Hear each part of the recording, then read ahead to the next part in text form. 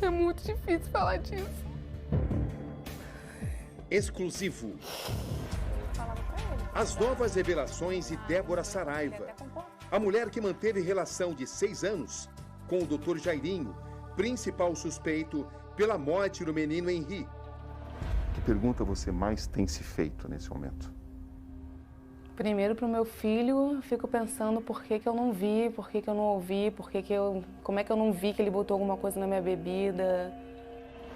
Desta vez, ela faz questão de mostrar o rosto, para contar em detalhes surpreendentes tudo que viu, ouviu e sofreu.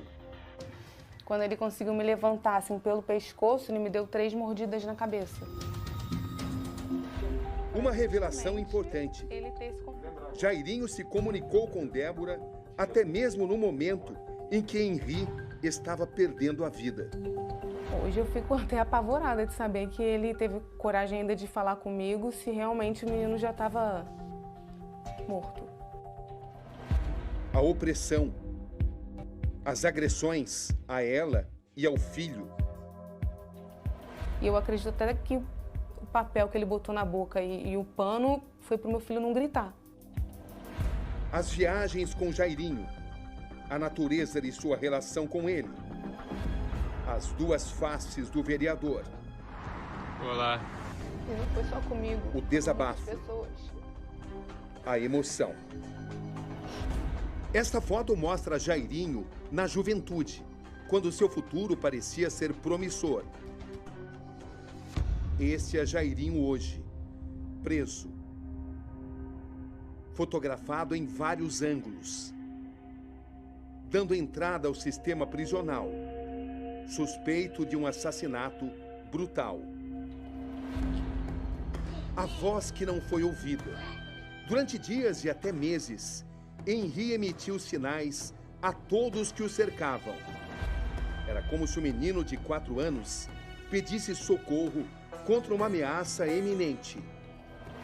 Familiares, amigos, funcionários, todos tiveram chance de evitar a tragédia.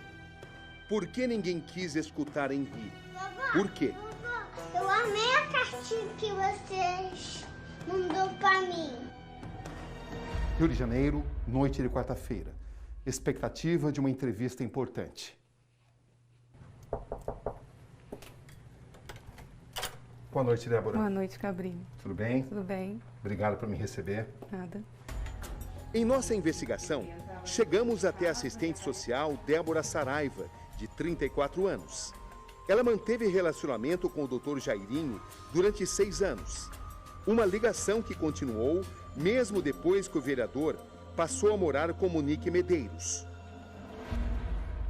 Quem é a Débora? A Débora é mãe de 2 crianças, um casal, tenho 34 anos, sou assistente social.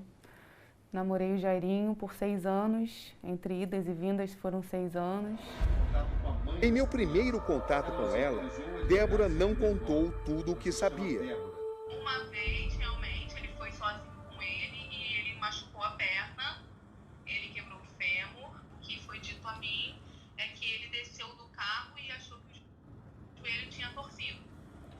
No dia 4 de abril nós conversamos, você se lembra? Sim. E um pouco antes você chegou a prestar um depoimento para a polícia. Sim, prestei. Eu tenho a impressão que você não contou tudo o que você sabia. Não. Confere? Sim. Por quê? Por medo. Por todas as coisas que eu passei, eu tive medo de falar. O que é exatamente esse medo? Do que o Jairinho é capaz? Ele me agrediu várias vezes. A primeira vez que ele me agrediu foi quando eu descobri que ele estava tentando voltar para a ex-mulher dele. Eu peguei o celular dele e vi conversas. Logo em seguida, ele veio no meu pescoço, me jogou no sofá, eu fiquei sentada, ele ficou em cima de mim, apertando meu pescoço por um bom tempo. E ou eu brigava com ele, que eu não tinha força, ou eu tentava de uma forma calma tentar falar. Até porque ele estava apertando meu pescoço e não conseguia falar. E aí eu falava, você vai me matar, eu não estou conseguindo respirar. De uma forma que ele entendesse, né? Porque eu não estava conseguindo falar. Então, ele, do nada, ele mudou a cara, ele olhou para mim, falou assim, vamos dormir. Aí levantou e saiu e foi dormir. Você teve medo que ele te matasse? Sim, claro. Por que você não procurou a polícia? Não tenho coragem de ir. Não tenho medo, eu tenho... Ele é influente, ele é poderoso, a família também. Eu não ia me meter nisso, assim. Quando você o conheceu, você já tinha filhos? Já tinha. 2 filhos? 2 filhos, um casal. Que idades? Na época, a Clara com 6, o Enzo com 2 para 3. No início do namoro, o filho mais novo tinha apenas 2 anos. Hoje ela tem certeza. O Dr. Jairinho agrediu também a criança. Então, aconteceram alguns acidentes com meu filho realmente. E na época eu não tinha elemento para poder falar que ele fez, ele não fez. Mas o que ele realmente ficou sozinho com o meu filho, que foi quando aconteceu dele quebrar o fêmur, ele falou para mim que o Enzo foi descer do carro e ele falou, ai, e ele me ligou, falou assim, olha, acho que o Enzo machucou o joelho. Eu falei, como assim machucou o joelho? Você não está nem há 10 minutos com ele? Não, vou levar ele para ir, eu estava no shopping. Aí ele levou meu filho, o Enzo não estava chorando, não estava esboçando nenhuma reação, estava em silêncio.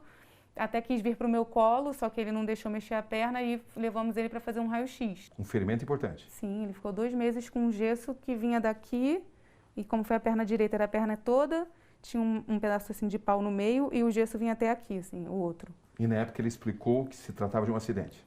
Sim, um acidente. Você chegou a conversar com seu filho? Ele nunca falou nada. Ele era muito pequeno, tinha só 2 anos nessa época? O que me impressionou foi o fato do Enzo não estar tendo uma reação. Quando ele estava com o fêmur quebrado, ele devia estar com muita dor. O próprio médico que fez o raio-x falou, eu não estou acreditando, porque eu vi ele amoadinho, quietinho no canto, mas ele não está chorando nem nada, ele deve estar sentindo muita dor. Débora conta que o vereador nunca deixou de procurá-la, inclusive este ano, quando já tinha um relacionamento com Monique. Mas oficialmente vocês estavam juntos? Não. Não? Não, desde outubro que não. Como é que acabou? Oficialmente? Porque eu descobri que ele estava com a Monique.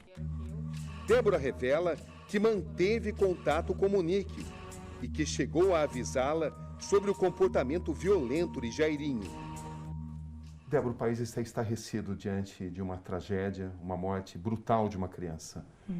Até que ponto você acha que fez tudo o que você poderia para evitar isso? Até que ponto você poderia tê-lo denunciado? Quando eu descobri que ele estava com a Monique, eu entrei em contato com ela, conversei muito com ela. E uma das coisas que eu conversei com ela, porque era o que eu tinha para falar mesmo, que foram as agressões que eu sofri dele. Até porque até então eu não tinha nada que eu soubesse para falar a respeito do que aconteceu com meu filho. O que eu falei para ela foi do que ele fazia comigo. E eu quis contar para ela porque eu vi que ela ficou meio chocada em saber que ele estava mantendo 2 relações. Eu fiquei conversando com ela algumas vezes, ela me tinha no Instagram, falei com ela no WhatsApp, mas quando eu vi que ela tinha voltado para ele, eu excluí de Instagram, excluí de tudo, até para não ficar acompanhando a minha vida. E deixei eles viverem. Você explicou detalhadamente que ele era uma pessoa violenta? Sim. Qual foi exatamente a reação dela ao saber disso? Ela mostrou que estava apavorada, meu Deus, que isso. Essa última conversa foi quando? Você falou com a Monique? Foi em outubro, foi quando eu descobri, 5 de outubro, se eu não me engano. E ela pareceu preocupada? Muito, ela ficava, meu Deus, estou apavorada. E tipo assim, tinham 20 ligações seguidas dele. Ela falava, olha, e me mandou um print uma vez. Ela mostrou que estava apavorada, só que eu acho que de alguma forma ele conseguiu convencê-la e ela voltou, infelizmente. Você considera o Dr. Jairinho um psicopata? Hoje sim. Juntando tudo que você sabe? E tudo que eu passei e a forma como ele aparenta ser uma pessoa dócil, educada, que é até o que ele é mesmo. Só que às vezes ele tem esses... Não parece que é ele. Quando ele agride, eu digo por mim, não parece ele, até a feição dele muda. Você se sente mais aliviada agora? Sim, porque eu sei que eu posso contribuir falando isso. Apesar do alívio, eu continuo sentindo medo. Eu não sei o que pode acontecer. Medo do quê? Do que ele pode fazer, se ele vai ficar com raiva. Tenho medo. Mesmo ele estando preso? Claro. Sim, ele é influente, eu tenho medo. 21 de março. Começa oficialmente nossa investigação. Voltando no tempo, estou prestes a entrar no local. Tive acesso ao apartamento onde tudo aconteceu com autorização de Jairinho e de Monique. O objetivo deles naquele momento era o de estabelecer a imagem de um casal amoroso e cuidadoso com o filho e, principalmente, o de tentar propagar a versão de que se tratava de um acidente doméstico. Esta é a cama, uma cama relativamente alta. Até que ponto Henri poderia ter caído daqui? Ou ainda a cadeira de balanço? Ou a mesa e logo acima a estante? Até que ponto o menino conseguiria escalar essa estrutura? O segundo passo de nosso trabalho de investigação era o de ouvir os principais envolvidos. Depois de muitas conversas, enfim, o casal acabou concordando em me dar a entrevista. Mas notei que a intenção deles era o de falarem juntos, ou seja, um do lado do outro. Meu primeiro desafio foi convencê-los a desistir dessa ideia. Depois de alguma relutância, Jairinho concordou. Monique seria a primeira a falar. Jairinho sai da sala, pelo menos momentaneamente. A gente precisa esclarecer os acontecimentos. Para esclarecer os acontecimentos, seria interessante que as entrevistas fossem individuais. Vocês concordam com isso? Claro, compreendo. O senhor concorda com isso? Concordo, claro. A entrevista com Monique Medeiros se desenvolvia. Era um momento de muita tensão.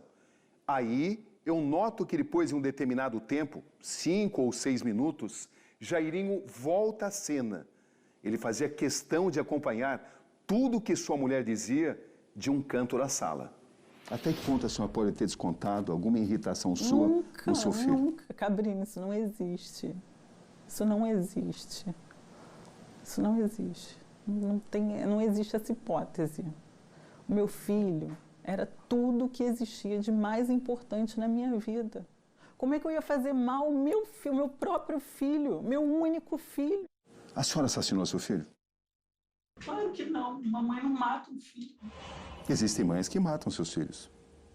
Eu não conheço esse tipo de mãe. São casos raros, mas existem. Eu não conheço. Eu não conheço esse tipo de mãe. Eu A não senhora conheço seria esse capaz tipo disso? de crueldade. Eu não conheço esse tipo de crueldade. Em algum momento o senhor chegou a se irritar com ele? Algo assim? Não tem como, Cabrini. Eu sou pai de 3 filhos.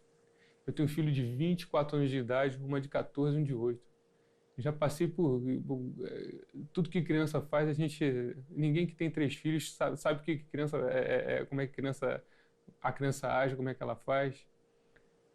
Como é que você vai se irritar com uma criança?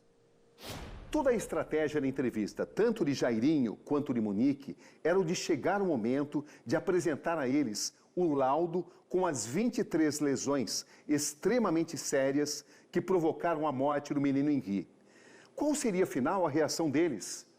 Muitas vezes, as expressões não combinam com as palavras que são ditas. Eu tenho aqui os dados. O laudo pericial mostrou que o menino teve diversas lesões. O exame aponta infiltração hemorrágica em várias regiões da cabeça, além de grande quantidade de sangue no abdômen, contusão no rim à direita, contusão pulmonar, principalmente no lado direito. Também foram encontradas no abdômen múltiplas equimoses, que são manchas roxas, como a senhora sabe, normalmente relacionadas a traumas. E a conclusão do laudo é que a causa da morte foi hemorragia interna, laceração hepática provocadas por ação contundente, ou seja, sangramento dentro do corpo e lesão no fígado causados por um forte impacto. A senhora sabia de tudo isso? Sim, esse foi o outro laudo. Que a questão toda é que os peritos afirmam que esse tipo de ferimento, esse tipo de lesão, que são lesões extremamente graves no seu filho, não foram provocadas, não poderiam ter sido provocadas por uma queda da cama, por exemplo. Se ele estivesse deitado, concordo. E se ele estivesse em pé? E se ele tivesse tropeçado? E se ele tivesse subido em cima da mesa? Eu não sei. O pulmão pode ter sido, eu perguntei ao médico no hospital, pode ter sido por causa da reanimação, que foi muito tempo de massagem cardíaca. Falaram para mim que tinha no pulso esquerdo roxo. Eu vi injetando injeções de adrenalina, várias injeções de adrenalina. E que foi um problema no rim e uma laceração no fígado. Sim. Do lado direito também. O senhor é formado em medicina, portanto, o senhor tem conhecimento de diferentes tipos de lesão, certo? Sim, mais do que um leigo, lógico.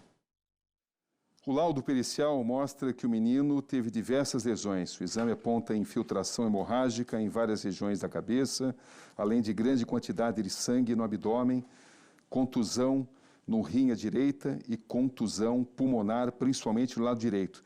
Também foram encontradas no abdômen múltiplas equimoses, que são manchas roxas, normalmente relacionadas a traumas.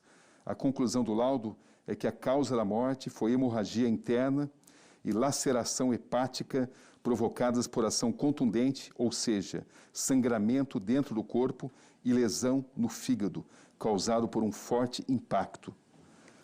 Um acidente doméstico causaria isso, doutor Jairinho? Eu não quero tirar conclusão. Né? Eu não quero poder aqui ser perito para poder dizer e afirmar o que está escrito no laudo. Eu acho que o laudo é técnico, né? Assim, eu tenho que respeitar o profissional que fez. Ele descreveu aí uma lesão do lado direito importante, significativa, né? E que levou à morte, à hemorragia. Assim, ele estava com o abdômen com sangue porque o fígado sangrou.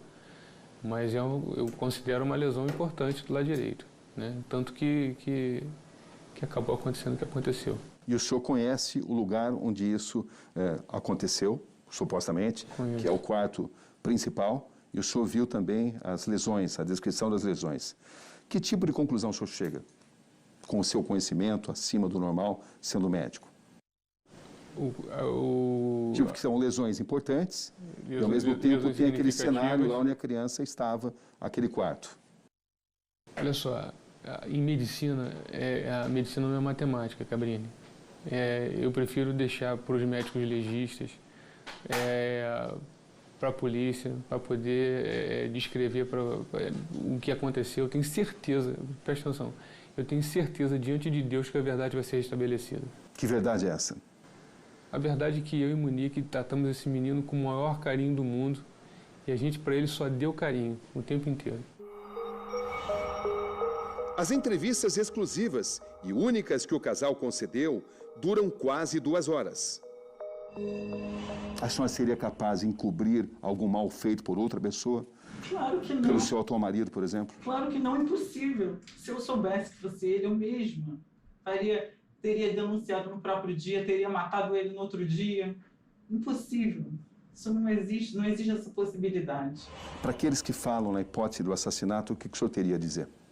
Eles não conhecem a gente, não conhecem a verdade, não conhecem a dinâmica do fato, não sabem o nosso dia a dia, não conhecem a nossa história, não conhecem a nossa família, não conhecem as pessoas que cercam a gente. É pré-julgamento. A missão é decifrar o que aconteceu naquela madrugada. A senhora fez tudo possível para salvar a vida do seu filho? Tudo possível, tudo. E eu faria muito mais. É isso que a senhora diria ao pai nesse momento? Se o pai perguntar à senhora por que o filho está morto, o que a senhora diria a ele? Eu daria meu sangue das minhas veias para ele, eu daria meus órgãos para ele, eu teria me jogado por ele, eu teria caído por ele, eu teria morrido por ele. Eu teria morrido pelo meu filho está vivo hoje. Uma mãe não mata um filho, uma mãe se mata para ter o filho vivo. Vocês acreditam que a verdade vai aparecer? Com certeza. O que vocês temem? Eu não temo nada. Não temo nada. Nada. Vocês estão com a consciência tranquila? Em paz. Em paz. A babá de Henri, Tainá, declara jamais ter visto qualquer marca de agressão no menino. Ela mentiu para a nossa equipe e no depoimento dado à polícia 3 dias depois. Eu nunca encontrei nenhum arranhão, nenhum rosto no Henri. Todas as vezes que eu dava banho, todas as vezes que eu cuidava, ele nunca reclamava de dor, de nada, tinha aqui um arranhão, nunca. E olha que ele era bem branquinho. Nas investigações que apuram a morte de Henri, cresce a linha de que Jairinho manteria um lado oculto. A prática de se aproximar de mulheres com filhos pequenos. Inicialmente, ele ganharia confiança e depois exibiria uma face violenta e manipuladora. Como é que a senhora relaciona a morte do menino Henri com o que aconteceu com a sua filha? Quando eu vi sobre tudo que eu ouvi, são coisas muito parecidas do que ele fazia com ela. E a reação dela também, a reação de vomitar quando ele chegava perto. 8 de abril, Jairinho e Monique são presos. A polícia não tem mais dúvidas. Jairinho matou Henri e Monique tentou acobertar o crime do namorado. Ficou muito evidente que aquela primeira impressão que eles tentaram tanto passar de uma família absolutamente harmoniosa e um lar onde havia muito carinho e muita harmonia, na verdade era uma farsa. Segunda-feira, 12 de abril, a babá volta à polícia e admite que mentiu no primeiro depoimento. Monique Medeiros decide trocar de advogado. Quer prestar um novo depoimento. Por incrível que pareça, a situação é tão trágica que a prisão da Monique, na verdade, representa a sua libertação contra a opressão e o medo. Então deixem a Monique falar. Segundo informações que apuramos com fontes próximas a Monique Medeiros, a nova explicação que ela deve apresentar à justiça em relação à morte do menino Henri é a de que Jairinho costumava dopá-la e no dia do crime ela tinha tomado remédios para dormir. Quando Monique acordou, foi convencida por Jairinho de que se tratava de um acidente doméstico e teria sido mais uma vez convencida e pressionada a manter a primeira explicação apresentada à polícia. Jairinho deveria ser preservado devido à posição política dele. Seria mais prudente dizer que Jairinho tinha tomado remédios e que foi Monique, e não ele, a primeira pessoa que encontrou o menino no quarto do casal. Na verdade, o menino estaria em seu próprio quarto, onde foram encontradas marcas de sangue. Monique não teria tido outra alternativa devido à influência política e financeira de Jairinho e, principalmente, da família dele, provedores de todos. A tese se alicerça também no raciocínio de que Jairinho tem histórico de dopar, manipular e controlar as mulheres com filhos que gravitam ao seu redor. O advogado do casal, André Barreto, renuncia à defesa de Dr. Jairinho. Ele alega possíveis conflitos de interesses. Dois depoimentos chamam a atenção. A cabeleireira que atendia Monique no momento em que Henri fez a chamada de vídeo para a mãe reclamando de Jairinho, diz que se recorda da criança ter perguntado: "Mãe, eu te atrapalho?" O tio disse que te atrapalho, ao que Monique respondeu que não, de forma alguma. Henri pediu: "Mamãe, vem para casa." Em seguida, Monique questionou o menino sobre o que havia acontecido. Henri respondeu: "O tio bateu ou o tio brigou?" Tivemos acesso às imagens de Monique chegando ao salão de beleza no dia 12 de fevereiro. Ela fica boa parte do tempo mexendo no celular. Segundo as investigações, nesse momento, ela recebe uma ligação de vídeo do filho. A ligação teria acontecido após Jairinho ter agredido o menino. Na sequência, Monique fala ao celular, troca mensagens de áudio e mensagens de texto com alguém. 15 de abril. A entrevista agora é com Priscila Sena, advogada da babá Tainá. Doutora Priscila, qual foi exatamente o papel da Tainá na morte do Henri?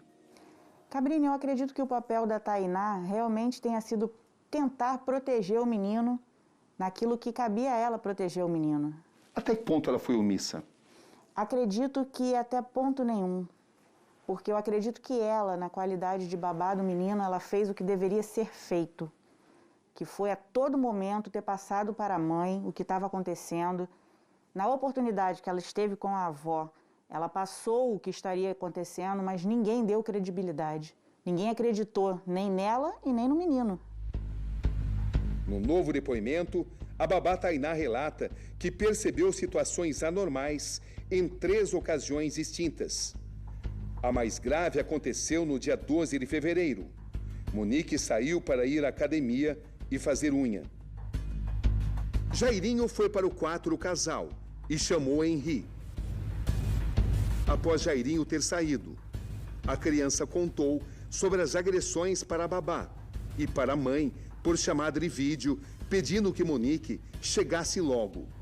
A babá acredita que começou a contar para Monique por volta das 16h10, sendo que ela só retornou por volta de 19 horas. A babá também enviou um vídeo para Monique, mostrando Henri mancando enquanto andava.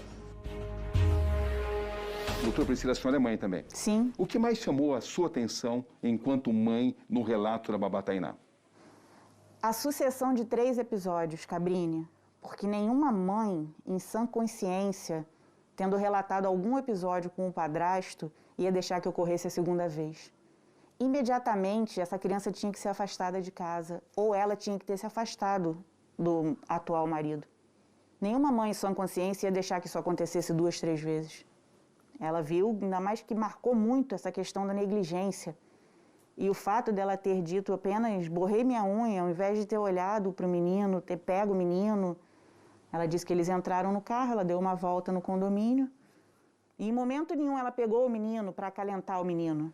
Passou uma impressão de futilidade. Passou uma impressão de futilidade. E quando a senhora se refere à negligência, o que a senhora quer dizer? Quero dizer que não houve o socorro, entre aspas, à criança quando a criança precisou. Por parte de quem? Por parte da mãe. Numa mensagem de áudio para a Record TV, Tainá diz como era o comportamento da família no pouco tempo que trabalhou na casa. Era tudo muito louco naquela casa. Ora o casal brigava e em pouco tempo estava tudo bem. Era sempre tudo muito difícil de saber o que estava acontecendo naquela casa. Ora Henri reclamava de Jairinho, ora corria para abraçá-los. Eu tentei alertar a todos, fiz tudo o que estava ao meu alcance. Eu temia pela vida dele. Por que ela não contou tudo o que sabia imediatamente, doutora Priscila? Cabrini, houve um episódio em que ela compareceu ao escritório do antigo advogado, que ela achou que ela fosse conversar com o advogado sobre o depoimento que ela iria prestar. E quando ela entrou no escritório do advogado, tinha praticamente um circo armado. Ela se sentiu muito constrangida, que a mãe do menino imediatamente veio em cima dela. Olha, apaga as mensagens. Você não viu nada, você não sabe de nada, você não viu o menino roxo, quase que impondo a ela que ela dissesse isso. Então ela ficou com muito medo com relação a isso, porque ela não conhecia a mãe do menino. A Monique falou isso? Isso. Como é que ela descreve o doutor Jairinho? Cabrini, o que ela falou para mim seria até um pouco inacreditável de contar. Ela diz para mim que quem conhece o Jairinho jamais vai falar que ele possa vir a fazer qualquer tipo de coisa com qualquer pessoa que seja. Ou seja, ele construía bem uma fachada. Uma imagem realmente de um ser humano correto, exemplar, que convencia as pessoas. Exato. E sobre a Monique, a mãe? Sobre a Monique, ela disse para mim que Monique, assim, não tinha muitos amigos. Que hora parecia que ela realmente estava preocupada com o menino e hora parecia que não. Para Tainá, o que causou a morte do Henri? Para Tainá, o que causou a morte do Henri foram as agressões. Só que ela já chega a questionar de não saber quem realmente agrediu o menino. Então ela não exclui a possibilidade das agressões terem partido da mãe? Não. Ela comentou isso? Ela comentou. Tudo pronto para começarmos o segundo dia de entrevista com Débora Saraiva. Um dia de muitas revelações. Quando ele me enforcou na situação de Mangaratiba, eu achei que ele pudesse passar dos limites, porque ele não estava se controlando no que ele estava fazendo. De tensão e de emoção. Eu não ficava com ele porque eu queria. Eu quero que as pessoas entendam isso, todo mundo entenda, eu não queria. Dessa vez, ela faz questão de mostrar o seu rosto. Débora, por que nessa parte da entrevista você está fazendo questão de mostrar o seu rosto? Para dizer que eu não devo nada a ninguém, que eu tô com medo, mas eu quero mostrar que eu tô lutando por justiça, que eu vou até o fim. E eu quero dar força para outras pessoas, outras mulheres que passam por isso, que elas tenham coragem de sair disso antes que passe dos limites, se é que existe limite para isso, porque eu acho que nenhum homem pode encostar numa mulher, nenhuma criança. Jairinho e suas duas faces. Nesta viagem com Débora a Portugal, ele exibe seu estilo galanteador, à primeira vista simpático e inofensivo. Dá oi pra minha mãe. Dá oi pra minha mãe. Olá. Olhando pra cara dele e sabendo de tudo hoje, me dá nojo. Débora Saraiva, você está pronta para que a gente comece a segunda parte da nossa entrevista? Sim. Qual era exatamente a natureza da sua relação com o Dr. Jairinho? Você era namorada ou amante? Nós éramos namorados. Foi assim que ele me pediu em namoro em 2014, nós começamos a namorar porque ele estava separado. E o que isso envolvia? Vocês viajavam juntos? Sim, eu frequentava a casa da família dele, diversas vezes dormi lá, nós dormíamos juntos, viajávamos juntos, era uma relação normal de namorado. Débora, no dia da morte do Henri, é verdade que ele te ligou? Ele me mandou uma mensagem de madrugada. Você pode descrever exatamente essa mensagem? Ele escreveu, pelo amor de Deus. Por que ele tentaria entrar em contato contigo? Qual a sua interpretação? Não sei, porque ele só escreveu isso, não tentou ligar nem nada, então eu acredito que tenha sido a resposta que eu coloquei, eu tô cansada de você. Você tem essa mensagem, essa troca de mensagens? Sim. Está no seu celular? Tá. 12h55 ele botou. Acordei, dormi de novo. Bom dia, retornei. Aí tem uma ligação perdida, 12h57. Aí às 15h57 eu coloquei, tô cansada de você. 1h47 da manhã ele botou, pelo amor de Deus. Aí eu respondi só no dia seguinte. Que aí falou do meu exame e foi isso. Em um momento onde o Henri já estaria provavelmente mortalmente ferido. Sim. Isso. E o que você pensou sobre isso? Hoje eu fico até apavorada de saber que ele teve coragem ainda de falar comigo se realmente o menino já estava morto. Então, peraí, vamos localizar bem isso aí. Ele falou contigo no momento da morte do Henri. De 7 para 8, de domingo para segunda. O que chama atenção é que ele não se refere à morte do Henri. Em nenhum momento. Em nenhum momento ele falou isso para mim. Nada. Isso chama a sua atenção também? Acho que ele estava querendo esconder. Ou para não perguntar nada, não sei. Mas um fato tão dramático e tão importante, ele simplesmente ignorou. Ignorou, falou normal. Nesse momento, qual era exatamente a natureza da sua relação com ele? Como é que você descrevia? Então, como eu achava que ele dizia para mim que não estava com a Monique, mas a forma como eu descobri que ele estava com ela, a gente não voltou mais. O que ele até tentou ficar comigo, porém a gente mantinha como se fosse uma relação de amizade. Ele se preocupava, ele queria ajudar, até porque sempre que eu começava a trabalhar, ele conseguia atrapalhar e eu tinha que largar o emprego, que foi até da vez que eu estava trabalhando num salão, eu trabalhei em campanha, e no salão ele ficava indo, ele entrava no salão, ele atrapalhava o meu trabalho, ele me esperava do lado de fora e jogava o carro em cima de mim e mandava eu entrar, até que eu tive que largar. Ele então, fazia assim, questão de te manter por perto? Sim. Então, o mínimo que ele fazia era me ajudar. Eu não conseguia trabalhar, ele não deixava. Nota-se que era uma pessoa possessiva, tentava se controlar. Ele era controlador, sim. Ligava para saber onde eu estava. Era, alô, onde você está? Era assim. Oficialmente, nesse momento, vocês estariam separados? Sim, separados. Mas ele te mantinha por perto? Mantinha. Inclusive, ele, no final de janeiro, quando ele viu que eu não estava atendendo ele, a minha mãe pegou ele dentro da minha casa, dentro do meu quarto, e depois, quando ele viu que eu não estava lá, ele foi para a casa de uma amiga minha, que era onde eu estava, e tentou arrombar a porta. Ele ficou uns 10 minutos chutando e tentando quebrar a maçaneta e tocando a campainha. Depois voltou para minha casa para tentar falar para minha mãe que eu não estava na casa dessa minha amiga, que eu estava mentindo. E era assim.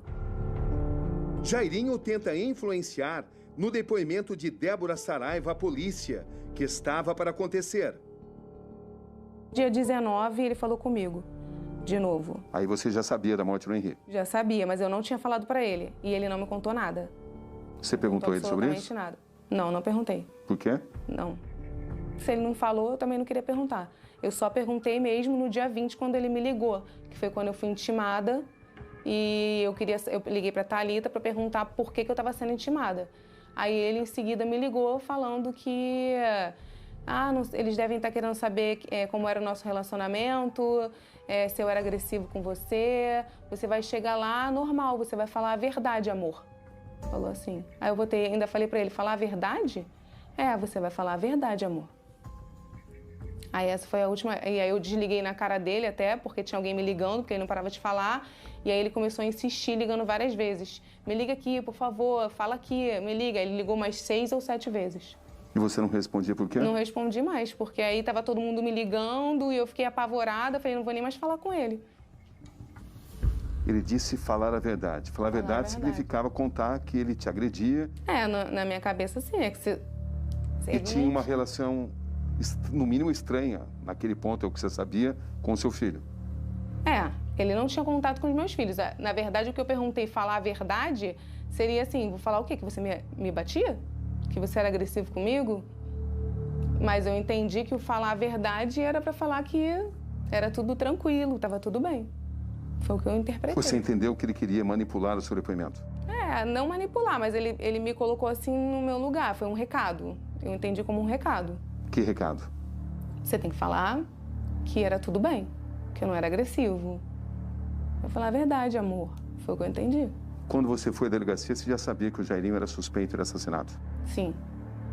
Você sabia da importância do seu depoimento? Eles estavam como testemunha, mas assim, como os dois... só tinham os dois lá. E pela forma como o menino morreu, eu sabia que falando isso ainda ia piorar mais. Eu fiquei com muito medo. Até porque uma vez ele me ameaçou quando eu falei... Quando ele estava me procurando, que ele tinha voltado para a ex-mulher, eu ameacei que eu ligaria para ela para avisar que ele estava fazendo isso, ele falou que ia me machucar onde mais me machucava.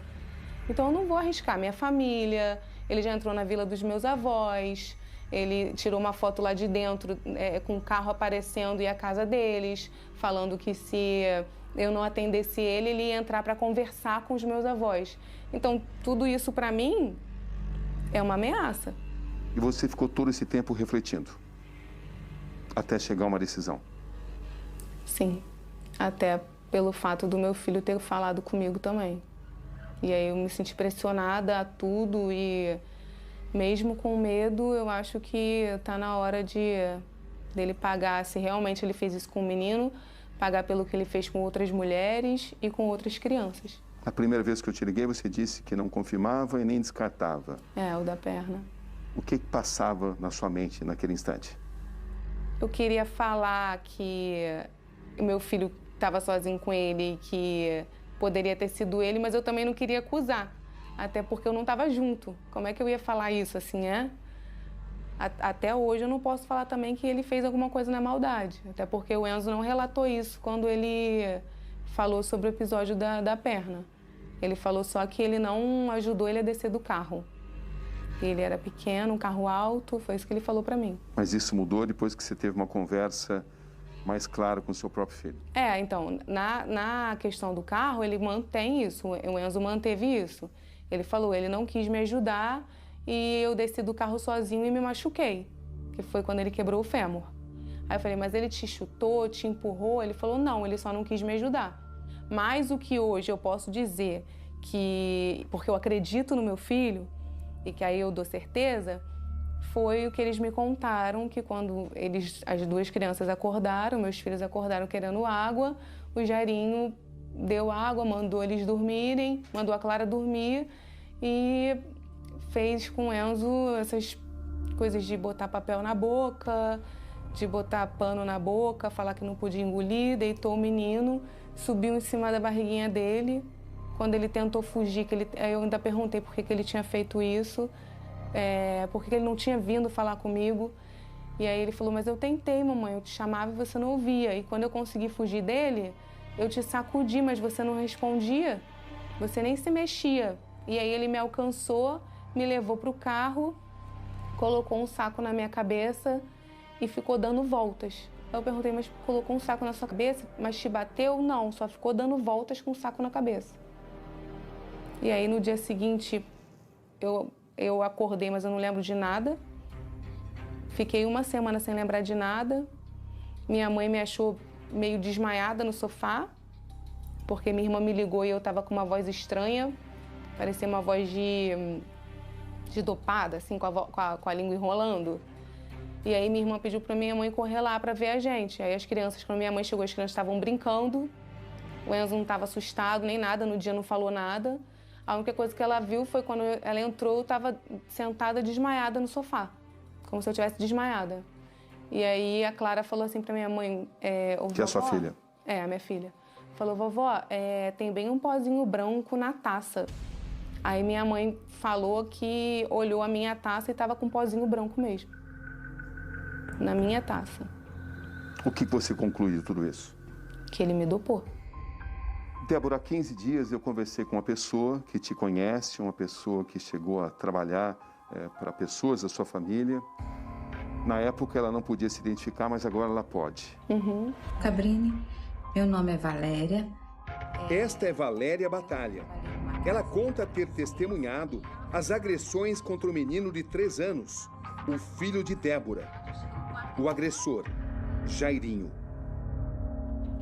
Você conhece Valéria Batalha? Conheço. Quem é Valéria Batalha? A Valéria trabalhou como empregada doméstica na casa da minha madrinha em Angra, que minha madrinha mora em Angra, não é uma casa de veraneio, e ela trabalhou lá por uns anos, na casa da minha madrinha. E ela teve acesso ao seu cotidiano? Ao meu cotidiano, não. Ela nunca teve intimidade comigo, ela me conhecia meus filhos e minha mãe, porque meus filhos até hoje passam férias lá na minha madrinha, com a minha mãe, em Angra, até hoje, sempre foram para lá. Eu não ia muito, então ela não tinha intimidade comigo. Ela fez um relato sobre tudo que ela viu. Posso te mostrar? Sim. Eu trabalhei numa casa em Angra dos Reis, de parentes da Débora, e eu presenciei e ouvi 4 episódios que me chamaram a atenção na época, que são eles. A primeira vez, a filha do meu patrão me disse que desconfiava que o namorado da Débora estava agredindo o menino. E realmente ele tinha algumas manchinhas roxas na perninha e na altura da bacia. A segunda vez, a Débora tinha ficado hospedada num hotel e chegou lá contando que parecia que ela tinha acordado com as pernas pesadas e que o Jairinho disse que o pequeno tinha caído da cama. E depois a outra filha do meu patrão me ligou e disse que o pequeno já tinha chegado em casa e estava passando mal, e eles foram direto para o Rio de Janeiro levar a criança. A mãe da Débora mandou para ela a foto e ela me mostrou a foto, uma coisa horrível. O menino com o rostinho roxo e com o olhinho até fechado, sentado no hospital. E o terceiro episódio, o quarto episódio, eu cheguei para trabalhar na segunda-feira e a filha do meu patrão falou assim, o pequeno está internado de novo. Aí eu disse, mas está internado? O que houve?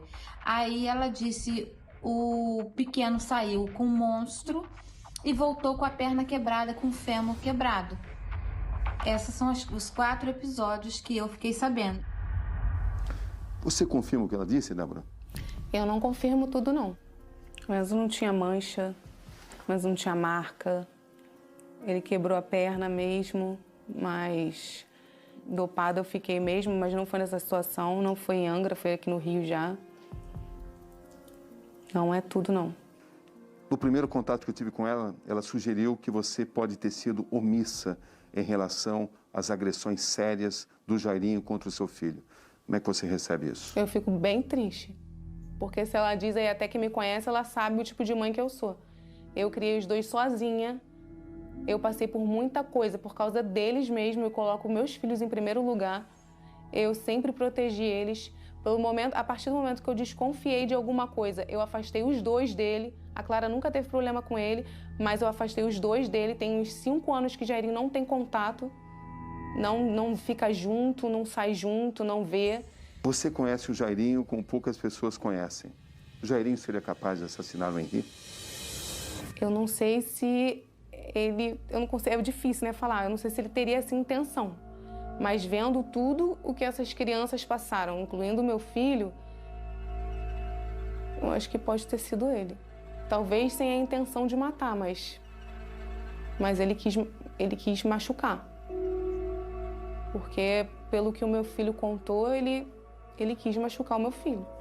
E eu acredito até que o papel que ele botou na boca e o pano foi pro meu filho não gritar. E ninguém ouvir. E assim, outra coisa, ele não deixa marca. Mesmo nesse dia, o meu filho não estava marcado, que ele pisou na barriga dele. Mas não tinha marca. O que é exatamente essa face oculta do Jairinho? Eu não consigo definir. É assustador, porque ele é uma pessoa que parece ser tão boa, é uma pessoa tranquila, é uma pessoa que ajuda todo mundo. Qualquer pessoa que ele veja que está precisando, ele mandava ajudar na mesma hora. Só que, ao mesmo tempo, ele parece que dá uns estalos nele e pelo menos nas situações comigo, ele mudava até a feição. E em questão de criança, parece que premedita as coisas, porque se ele me dopou e fez isso com meu filho, ele já fez de propósito. Então, assim, é premeditado. Não sei se ele fazia a mesma coisa com o Henrique, com a outra menininha lá. É assustador. Existem alguns prints, uma conversa do Jairinho com a sua irmã. Nós tomamos conhecimento disso. Você poderia revelar a natureza dessa conversa? Foi quando... Você pode ler? Você tem a conversa aí? Tenho. Foi quando ele deu um soco na minha cara no carro e eu entrei em casa chorando. A minha irmã ficou com muita raiva e começou a ligar para ele. Só que ele não atendeu, então ela começou a escrever para ele. Ela botou: "Nunca mais toca na minha irmã, porque eu não aceito mais isso. Ela amanhã pode estar bem com você, aceitando tudo que você faz com ela. Mas agora eu vou responder por ela, já que ela não responde. Não toca mais nela, não toca. Eu estou te pedindo, some da vida dela. Vai viver sua vida e deixa ela em paz." Desculpa. Não quero saber de nada. Ela está com o rosto inchado e não vou aceitar isso. Mesmo que amanhã ela esteja bem com você, como sempre acontece, mas o que tem acontecido eu não aceito mais. Eu não quero seu mal, mas o bem dela pra mim é acima de tudo. Segue a sua vida e deixa ela em paz. Ela ainda botou assim: "Volta pra sua esposa. Sempre foi só ela. É com ela que você tem que ficar. Não sacaneie a sua mulher, não sacaneie a minha irmã. Você precisa sumir, por favor, deixa ela, por favor." Aí ele botou assim: "Você querer mandar com quem eu tenho que ficar é demais." Depois disso ainda teve outra agressão, que foi em Mangaratiba. E o que aconteceu em Mangaratiba? Foi quando ele tinha que mexer no meu telefone sempre, dessa vez eu não deixei. E aí ele me deu um mata-leão e eu consegui me livrar dele, corri pro meu carro, ele foi atrás de mim, me puxou, me deu outro mata-leão, foi me arrastando, eu caí num canteiro da casa. Ele foi me arrastando para dentro da casa, na parte da piscina, da churrasqueira. Quando ele conseguiu me levantar assim pelo pescoço, ele me deu 3 mordidas na cabeça. Você sofreu muito na mão dele? Muito. Muito. Você guarda muitas marcas dele? No seu corpo e na sua alma? Muito.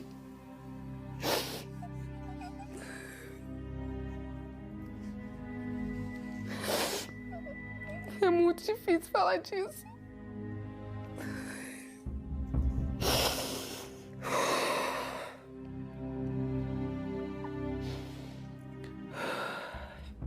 Chegou o momento de justiça? Por todos. É muito difícil estar aqui, é muito difícil ter que falar. Mas é necessário. Sim. Por mais difícil que seja.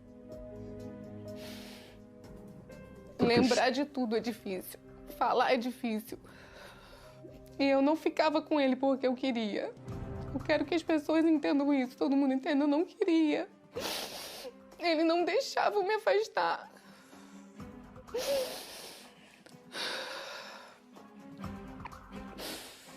Débora Saraiva, muito obrigado pela entrevista. Eu que agradeço.